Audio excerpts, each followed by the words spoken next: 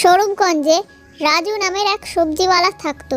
সেই সবজিওয়ালাটি ভালো ভালো সবজি বিক্রি করত, তবুও তার আগে অনেক সেল হতো, কিন্তু এখন কেউই তার সবজি নিতে চায় না, কারণ এক ঋষি তাকে অভিশাপ দিয়েছিল। সেই জন্য সে সবজিগুলো কিছু করতে পারে না, তাই নষ্ট হয়ে যায়। সারাক্ষণ সে ফোন করে লোকজনকে ডাকতে থাকে তার সবজি নিয়ে যাওয়ার জন্য, কিন্তু কেউ আসে না।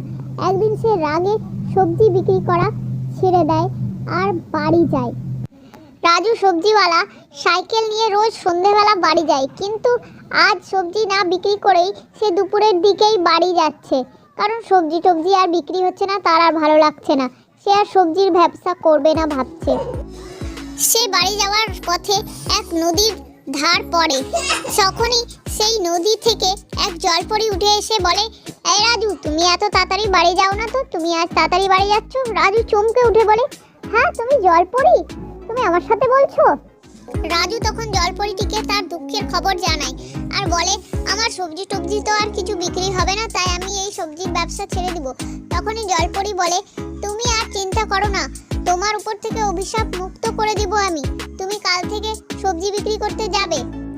জলপরির কথা শুনে রাজু সবজিওয়ালার একটু মাথা থেকে টেনশন কমে আর সে খুশি খুশি বাড়ি যায়। পরদিন সকালে জলপরির কথায় তারপর থেকে রাজু যাকে যাকেই ফোন করে তার সবজি নিতে ডাকলো, তারা সবাই এসে তার সবজি নিয়ে যাচ্ছে। সেদিনকার পর থেকে রাজুর সব সবজি বিক্রি হয়ে যায়।